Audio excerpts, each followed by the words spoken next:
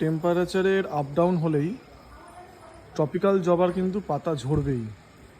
আর সেই পাতা ঝরা যদি কমাতে হয় তাহলে আপনাদের অতি অবশ্যই ইউজ করতে হবে ওয়েস্ট ডিকম্পোজার ওয়াটার।